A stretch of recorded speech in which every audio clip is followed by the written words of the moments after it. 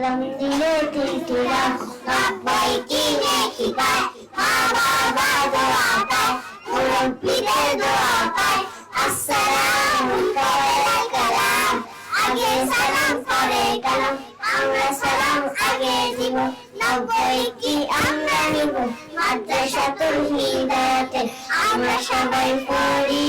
লেখাপড়ার সাথে সাথে আদব কায়দা শিখি মাদ্রাসাটি ফুল বাগিচা ওস্তাদ হলেন ফুল